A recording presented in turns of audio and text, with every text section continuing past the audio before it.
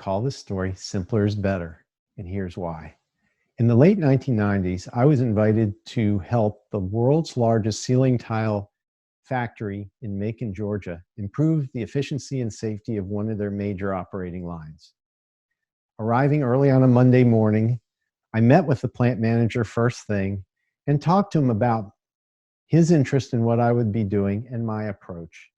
I told him that I wanted to spend the morning and part of the afternoon on the line, getting to know the people and the processes. And if he was okay with that, I'd be ready later in the afternoon to submit a proposal to him about the approach and the work that I could do to help the line. He looked at me kind of funny because engineers didn't typically work that way, but he was intrigued and he decided that that would be okay. So with his approval, I went out to the line and met the first operator on the line. His name was Joe. Now, Joe was feeding 4-foot by 8-foot ceiling tiles onto the line to be processed further down the line.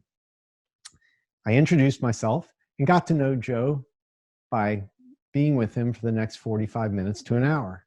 And Joe was kind of intrigued by what I was doing, and he was willing to show me the issues he was dealing with and even let me try some of the things that an operator would do during his normal shift. Thanking Joe after a period of time, I moved on to the next operator on the line and learned about the issues that she dealt with and the pain that some of the problems on the line caused her. I moved on until I got to a paint booth where an operator named Ruth showed me the difficulty she had getting consistent viscosity of paint on the top of the ceiling board. I learned that part of that was due to the fact that their measuring device had broken and they had to cobble together a different type of device to measure viscosity. After about an hour with Ruth, I moved on to the rest of the line and continued in that fashion until I got to the end of the line, which was the packaging portion. By the middle of the afternoon, I had put together a pretty substantial list of things that I thought I could help a team solve, but I needed to get the approval of the plant manager to get that team put together. So that afternoon, I met with the plant manager and told him that with the help of a small team of operators, mechanics, and a supervisor, I thought we could make a few really good improvements by the end of the week and put them in such a way that they would be implemented and sustained. So, being the plant manager, he was able to get a group together for me to act as a team. And that was three operators, 2 mechanics, and 1 supervisor. Meeting them for the first time on the next morning, I noticed that Joe and Ruth were on the team, and that made me feel really good. And they had met me earlier, so they knew that I wasn't just blowing smoke, as you say. So I talked about what I had observed the prior day, and I brought the team out to the line to let them show me what they thought the most problematic issues were on the line. We took lots of notes and we had tons of ideas, but then the team decided to prioritize what would be the 1 or 2 things, if we fixed it, it would really matter to everybody. Their top priority was getting square boards cut at the equalizer, which is like a big table saw. And the second most important thing to them was improving viscosity, consistency in the paint booth. The team decided that we would work on one project at a time, learn our way through how to do the improvement work, and then if we had time, we'd move on to the next project. So, as I said, they picked the equalizer as the first project to go to.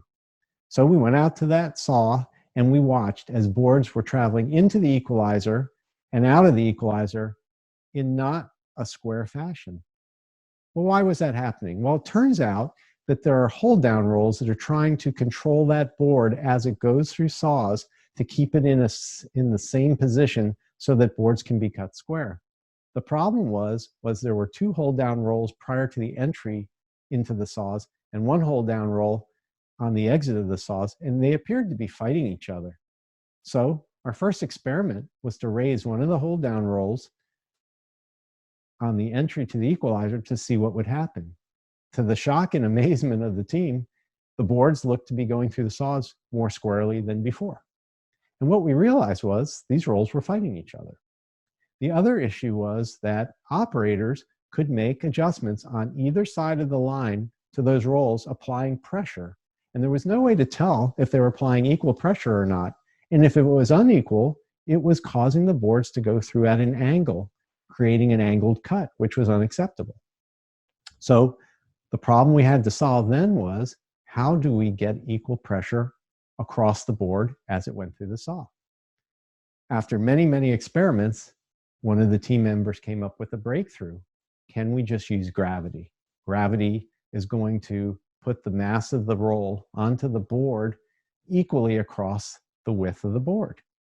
The only way we knew how to do that was to take out the adjustments on the rollers and just let the roll float over the board as it went through the saws. So we were there to find out.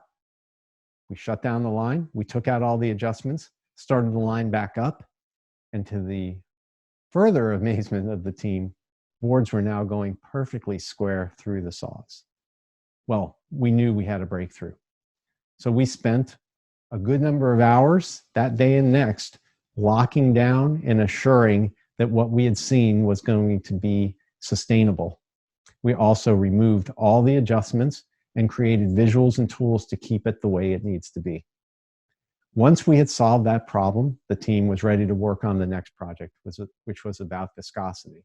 Now, I'm going to save that story for another day, but I will tell you the team came up with a nice breakthrough that made it easy for operators to control viscosity and be consistent in their way of testing it.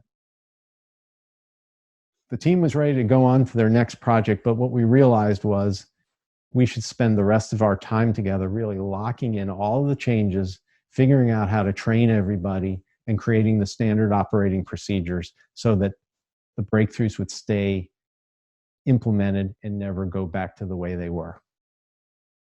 Now, the proud team invited management to come out and see what they had done.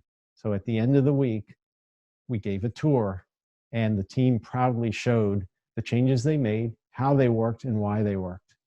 And management was so impressed by this that they allowed teams like this to work in this way for the years following that effort. I hope this story provided you with some inspiration to revisit your own processes. I have a lot more I'd like to share. Head over to pi-partners.com to learn how I can help. And check back from time to time for more Kaizen stories.